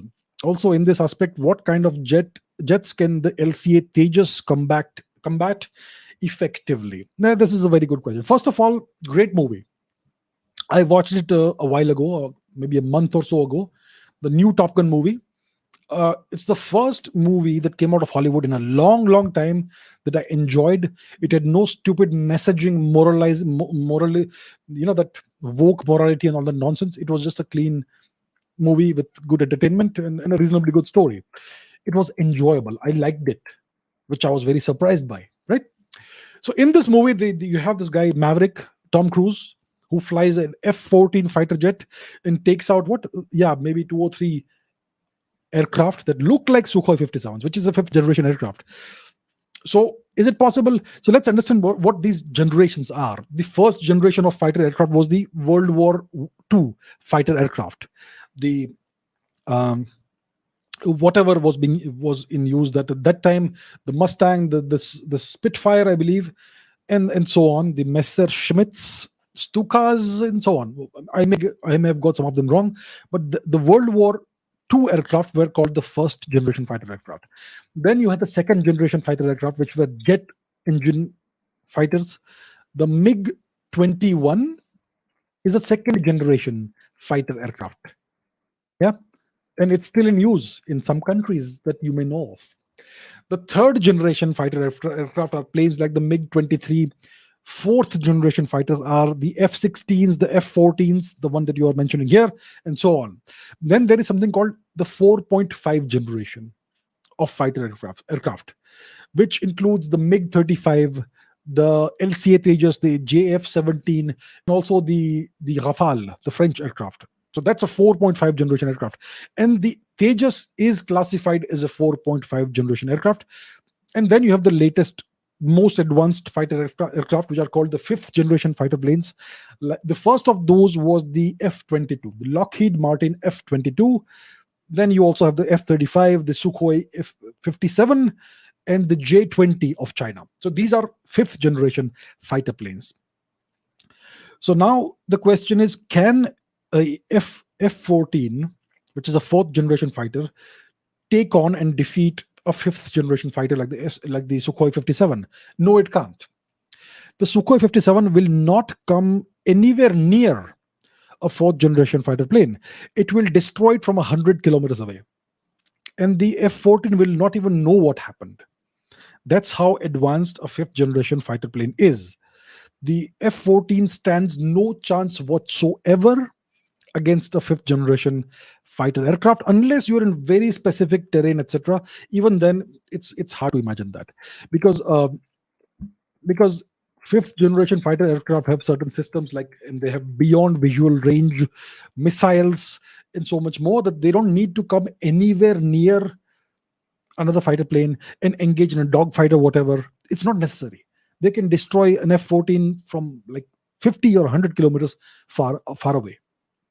So yeah, that was a leap of imagination. That was suspension of disbelief in the movie that an F-14 can take out three Sukhoi 57s, which is like impossible, right?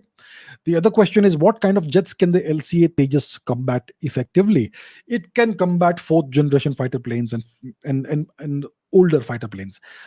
The LCA Tejas would be a reasonably good match for a MiG 35, an F-14, an F-16, a MiG 21, MiG 23, etc. Maybe it could even fight a Rafale, possibly, or definitely a JF-17, which the Pakistanis nowadays employ. So that's the kind of fighter plane the LCA Tejas can take on and defeat. It would be a stretch of imagination to imagine that the Tejas could defeat a fifth generation fighter. And yet it may be possible if you have sufficient numbers and so on. But alone, a single fourth generation aircraft can certainly not take out a fifth generation fighter plane. Yeah. So that is the situation. That's where we are. Okay, Ashutosh says, will India be able to make the advanced medium combat aircraft in this decade? So what is the AMCA? It's the Advanced Medium Combat Aircraft. It is, I believe, going to be a fifth generation fighter plane with stealth elements. So one of the features of a fifth generation fighter plane is it has stealth features. It has a very low radar cross section. The F-22, F-35, etc. also have this feature. The J-20 doesn't quite do a good job at hiding itself, but from behind it's quite visible and so on. From certain angles, it may be able to offer a low cross section. So the AMCA is what is currently being designed in India. It's going to be the next generation of fighter aircraft. The first prototype test flight is expected to be in 2024-25, around that time period. And I am reasonably confident that they will be able to make this time frame. They will be able to do it in this time frame, the first test flight. And why am I confident? It's because now DRDO and Hindustan Aeronautics Limited, etc., have a lot of expertise and experience through a lot of painful trial and error of building a 4.5 generation aircraft, which is the LCA Tejas, and the Mark 1 and the Mark 2 and various variants of that, right? So they now know how to do it. Once you do it successfully on one occasion, you can then take it forward, and it's much easier to design a better aircraft which is based on the previous one. So I think it should be not that difficult now to take it forward and design and build the first flying prototype of the AMCA in the next 2-3 years, by 24 or 25. And then they will test it out. They will see what are the deficiencies, where are the areas of improvement. They will make a second prototype, maybe a third one. And once the final design is locked in after testing everything out, then the aircraft will most likely enter production by 2030. So I am pretty positive, I'm pretty confident that India will be able to achieve this time frame, will be able to successfully produce the aircraft and bring it into serial production by 2030. I'm pretty confident about that. Okay, Spywolf9 says, F-18 Super Hornet or Dassault Rafale, which one is the best for the Indian Navy considering India's trustworthy relations with France? And did we induct more American arms in our ammunition? Okay, I will answer the first part of the question. Which aircraft should India go for? So right now, India needs a number of fighter planes for its new aircraft carrier. I don't know what's the number India is seeking, maybe 30, 40, something like that. And there are a number of candidates in the fray. There was supposed to be a naval version of the Tejas aircraft, but the Navy did not go for that. So now that, and in the future, there could be a twin engine deck based fighter, a TEDBF, which will be an advanced version of the Tejas, something similar to the AMCA, that also is in the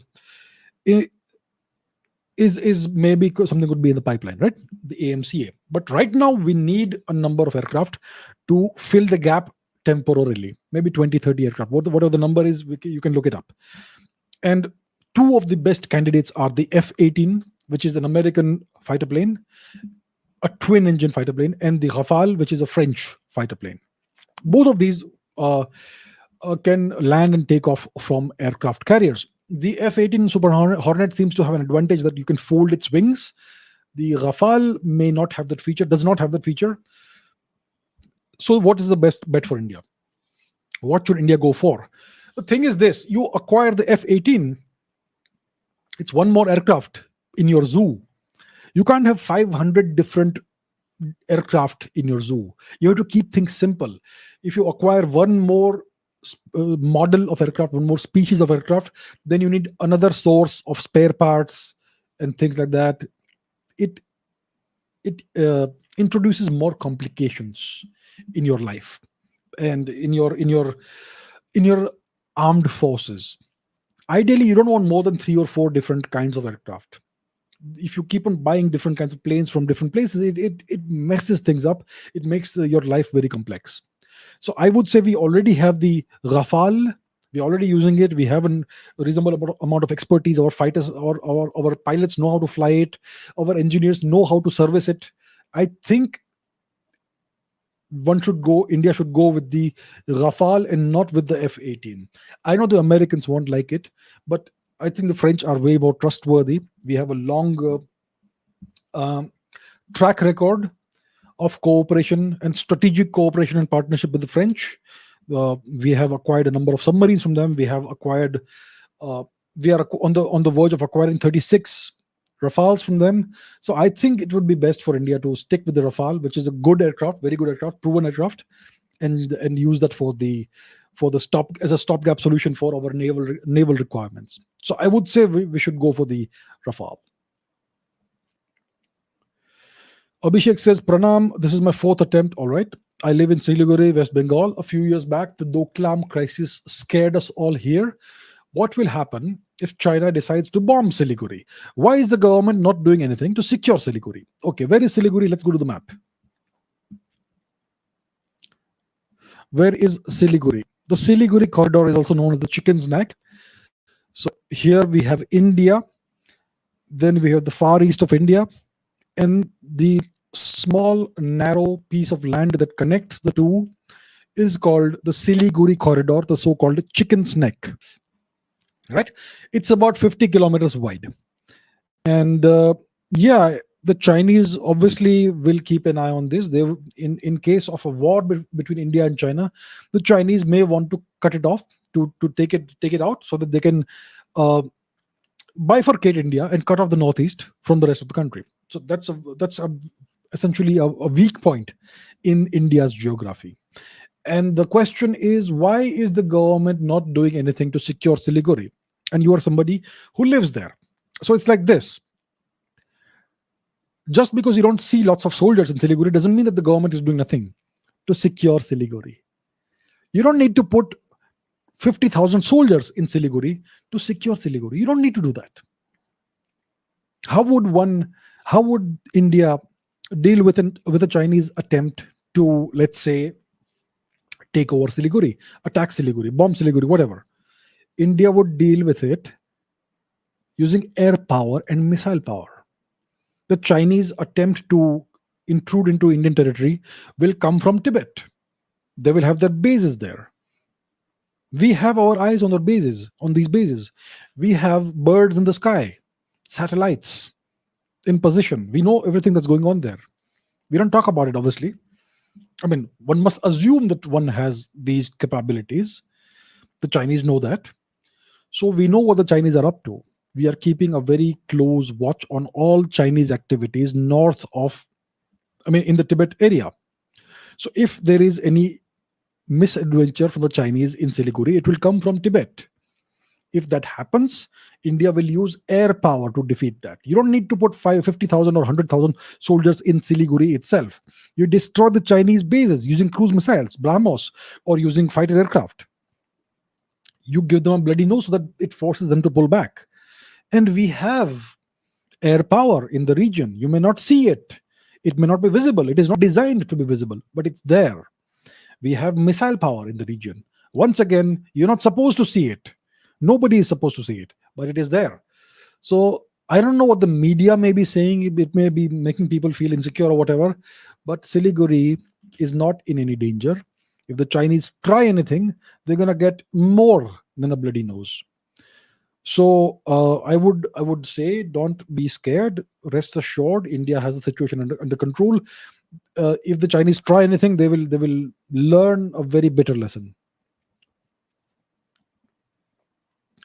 Okay, Swarup Vaidya says, what is the I2U2 group?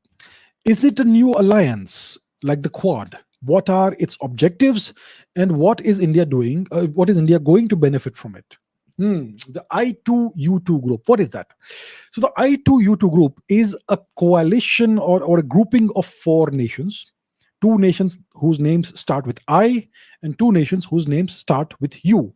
India, Israel, the UAE, and the USA. So let's take a look at what the geography is like. Where are these nations? We know where India is. I hope you do. Where is the UAE? It's not really far from India. Here it is. Dubai is part of the UAE, right? So it's in the Persian Gulf region. That's the UAE. Israel is an Eastern Mediterranean nation. It's over here, right? West of Jordan, west of Saudi Arabia, north of Egypt. And I suppose you know where the US is. So it is a new coalition or a new grouping of nations, which happened quite recently. So in 2020, you had the Abraham Accords between Israel and the UAE, essentially, and it marked a thawing, an improvement of relations between Israel and these Gulf countries. Even the Saudis now have reasonably good relations with Israel. So this was done under the presidency of Mr. Trump, right, in 2020.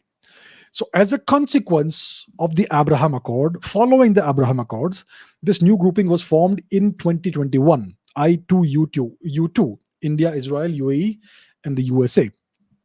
Now, this grouping of nations will have a number of stated objectives and a number of unstated objectives. I am obviously more interested in the unstated objectives. The stated objectives are cooperation and collaboration in things like food security, in various technologies, in trade, in climate change, in fighting against pandemics like COVID-19, and obviously about exploring security cooperation for mutual benefit, and so on and so forth. These are the official stated objectives. What are the unstated objectives is what I would really be interested in. And obviously, unstated objectives are not stated. So one has to deduce what these objectives are. So when it comes to India and Israel, it's very clear what our mutual, we have a very strong mutually beneficial relationship. Our national interests align. There is long-term alignment. We have common adversaries. We have common interests. There is a lot of positivity and warmth between the two nations. There is a lot we can do to help each other from the trade perspective, from the economic perspective, from the strategic perspective, from the defense perspective, and so much cooperation and collaboration has been happening between India and Israel. So that is a natural partnership, India-Israel. India and UAE, there is a great amount of warmth between India and the UAE of late, since 2014, after Mr. Modi came to power.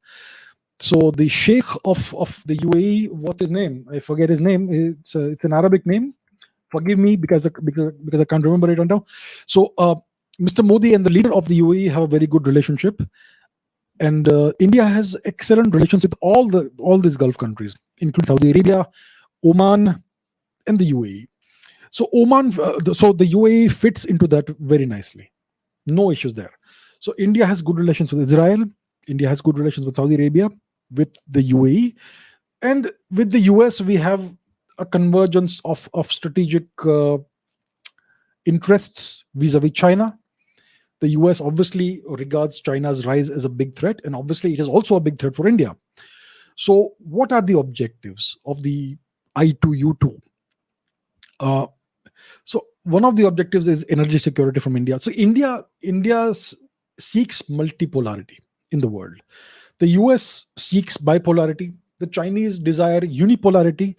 India desires multipolarity. So this sort of grouping goes well with our envisioned idea of multipolarity in the world. We will work with everybody with whom we have shared interests. Uh, so that's what it is. Obviously, there will be some strategic and geopolitical angle to it. For instance, keeping China out of this region, that could be one of the objectives that are unstated from the Indian perspective and the US perspective. The Arabs, the Emiratis, etc., would not really mind China too much, but they would also prefer India because everyone knows what China's track record is like. So that is what this thing is. It is a very new organization. It may not even have very clear objectives right now, but in the long run, it is good for India because we seek good relations with all the nations in this region, with Israel, with the Gulf nations, and it's good for us. So that's what it is. It's a new form. It's a new grouping. Just like the Quad is kind of informal, just like the SCO, Shanghai Cooperation Organization, it has informal. It's kind of an informal thing. With it, I'm not sure if it has stated objectives in the charter, but that's where we are. It's a new grouping. It will take time for it to mature and evolve and have clear cut objectives that are stated. Right. Okay, Man Vashishta says, what would have happened if Gamal Abdel Nasser had been successful in uniting the Islamic nations of North Africa and the Middle East? It is known that this was his biggest aim, to incorporate all the Islamic nations into a single Islamic superpower. So Mr. Nasser ruled Egypt from 1956 until 1970 when he died. Yeah. And yes, he was a pan-Africanist. He was a pan-Arabist. He wanted a unified Arabic uh, power. So he was part of this experiment called the United Arab Republic from 1958 to 1960-61, which was a unified nation of Egypt and Syria, which is weird because they're not quite connected. Take a look at the map. Where is Egypt? Egypt is here. And Syria is all the way up north. So Egypt and Syria were part of a single republic, the United Arab Republic, between 1958 and 1961, I believe. Right? So they did take part in this experiment. Did not last very long, but he sought this sort of thing. He sought a pan-Arab coalition and maybe a pan-Arab nation and eventually maybe a pan-African nation. And it was Nasser who, in coordination and cooperation with various African leaders, created something called the Organization of African Unity. In the early 1960s, it lasted until the early 21st century. I think it dissolved in 2002 and gave rise to a new organization called the African Union, which came into force in 2002. So Mr. Nasser was kind of behind all of this. He was very much involved in this. He was also involved in the so-called non-alignment movement, which took anybody nowhere, but that's what it was. So yeah, the Egyptians see him as one of the major Egyptian leaders. They like him very much. He's a very well cherished and beloved leader of Egypt, mostly because of his involvement in the 1956 attempt to invade Egypt and take over Suez, which was done by the French and the British. It was Britain's last attempt at regaining its status as a world power. They did succeed in taking over the Suez Canal region, briefly, before the Americans arm twisted them into giving it up. And that's what happened. So Mr. Nasser would have been deposed had this invasion been allowed to progress to its logical conclusion. But the Americans intervened, which saved Nasser. And out of all of this, Nasser emerged as a great hero. Even though he did not do much, but still he emerged as a hero. And he was a very domineering personality and very charismatic person. So that's why he is regarded as one of the greatest Egyptian leaders of the past 100 or so years. And he did seek to unify the Arab nations and possibly even Africa. And obviously it did not happen because Africa is still very much colonized by the Western powers. It's still very much colonized in a variety of ways. Yeah, so that's what it is. So it's impossible. It would have been impossible for him to unify Africa. It's just too big of a task. Africa is so huge. It's immense. It's an immense geography. It looks kind of small on the map because the Mercator projection doesn't quite do justice to the size of Africa. And yet, Africa is just immense, enormous. It's very difficult to unify all the nations into a single organization. And even Muammar Gaddafi, the leader of Libya, had such plans. He sought a single African currency backed by the gold standard, and we know what happened to him. So the West will not allow this to happen. They will not allow Africa to unite. Right? So that's, yeah, didn't happen, didn't work. Okay, let's take a couple of questions more. Dungar Singh Chauhan says, what, according to you, is the determining factor in success? Luck or effort or both? So if you look at the most successful people in the world, they would not have been that successful was it not for a certain element of luck. Luck is important, but you can never be lucky unless you put in an immense amount of hard work. Yeah.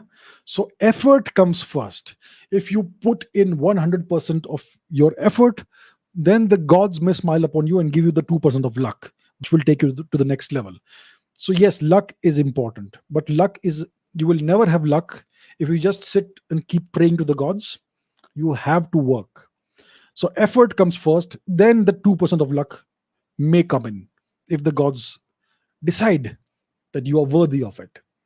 So 98% effort, maybe 1 or 2% luck. That is the determinant factor in success. Apratim says, I am determined to start a podcast. Can you give me some guidance regarding it? And how can I invite you to my podcast when it expands to a respectable size? Look, you want to start a podcast, you need to have a topic. You need to have some kind of plan. You can't just say, I want to have a podcast because it's great. You need to have a reason for having a podcast. You need to have a 1-year plan at least as to how many episodes you want and what are the episodes going to be about and what is the topic going to be about, right? So that has to be there. Without that, your podcast won't work. And it has to, and whatever topic you choose has to be something that resonates with you. It's something that you should be passionate about, right? Otherwise, you will not be able to sustain that over a long period of time. I believe the statistics say that most podcasts end after 3 episodes, right? That sort of thing. They don't last long because people give up. It's too hard, and they run out of ideas and all that. So first of all, you need to determine why you want to have a podcast. Is it something that really drives you, and do you have the expertise in whatever topic you want to speak about, which would allow you to sustain it for a long period of time? Or maybe you want to be an interviewer and call interesting people. Well, you should ask yourself in that case, why should interesting people come and speak to you on your podcast? There should be something unique about you that would tell them that it's worth their time. So you have to think about all these things. You need to have a very clear idea of why you're doing it. You need to have a very clear idea of what topics you want to make the podcast about. And you need to have a clear plan. The equipment and all that is not very important. You don't need expensive equipment and all that. You can use reasonably inexpensive equipment to start off with.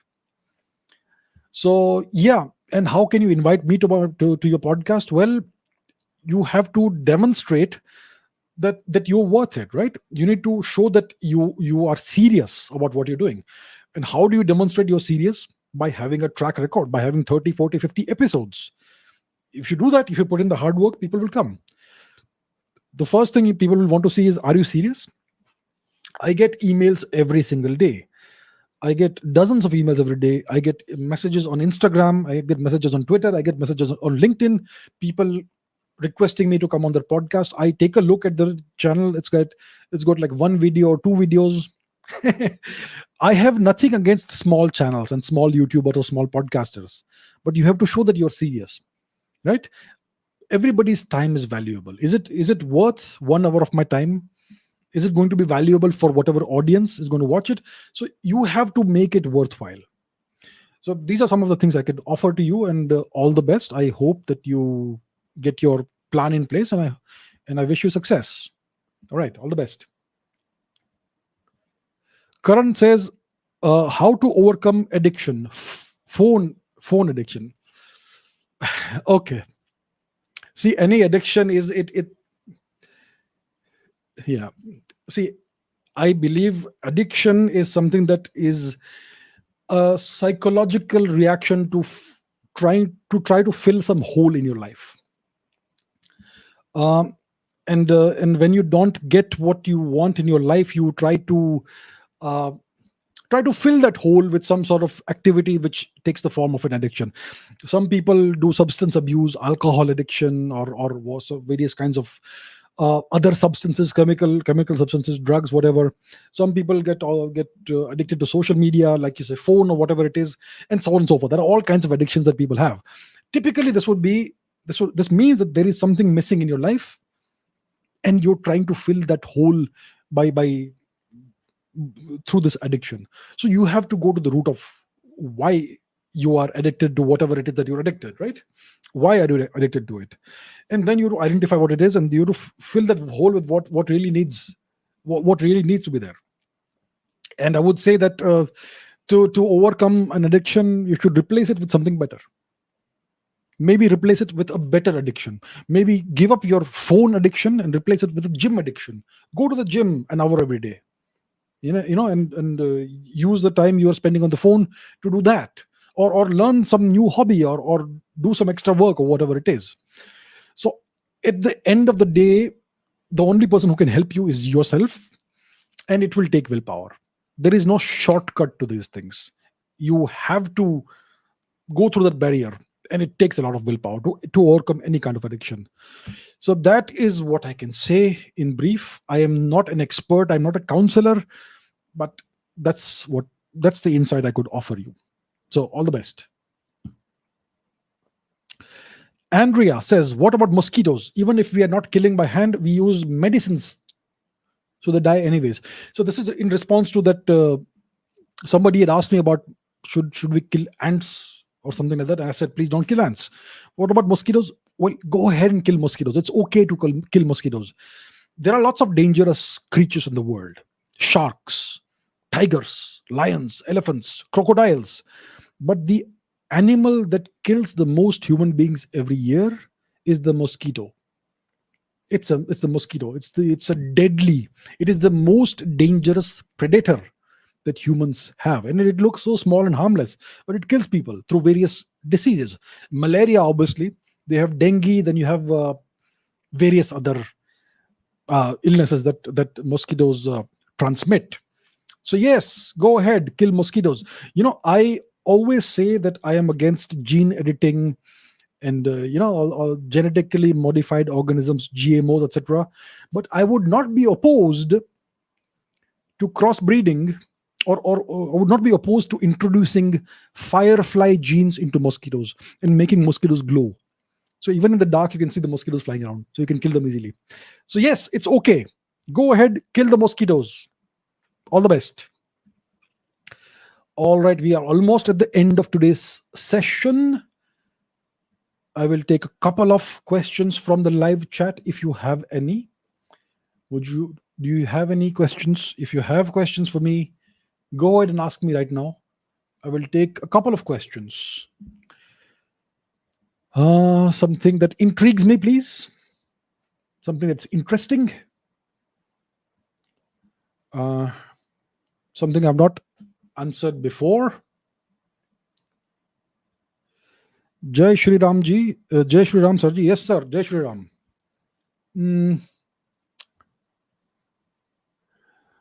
Mosquitoes are creatures created by Angramanyu, Ahriman. It is entirely possible. It's entirely possible that Ahriman created mosquitoes, because obviously he's the bad guy, isn't he? What about the Shinzo Abe killing? Have I not answered this today?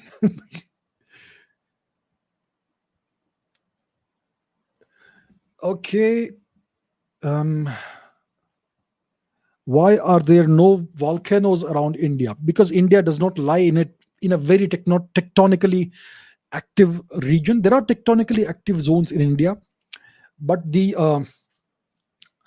volcanoes typically exist where the tectonic plates collide, where there are subduction zones, etc. The so-called ring of fire. So that's thankfully away from India. There is one or two volcanoes in India, in the Andaman Islands. One is Barren Island, and the other one is Narokandam, I believe. Let me show you where it is. Where is Barren Island? It's somewhere in the Andamans. I believe it is this one. Is it Barren Island? So if you look here, you will see that there's a volcano there. It's kind of dormant, but sometimes it wakes up. This island, and there is another volcano called Narakondam or something nearby in this general region. So yeah, so there are one or two volcanoes most likely in India, and that's it. And we are very thankful that we don't have any more, because it's never fun to be near a volcano, like in various cities in Japan and Italy and so on. Yeah. Okay. I guess we are done for today. Yeah, we have crossed 2 hours. So thank you very much for all your questions. Always a great pleasure interacting with you all, answering your questions. Let's keep it going. Would you like me to do a Q&A session, Ask Abhijit session on Twitter? Would you like that? I could do something like that next week, perhaps as a test, as an experiment. If some of you are on Twitter, I could answer questions on that. So let me know in the comments below. But until then, until next time, until the next episode, thank you very much. Take care, and I will see you soon. Bye-bye.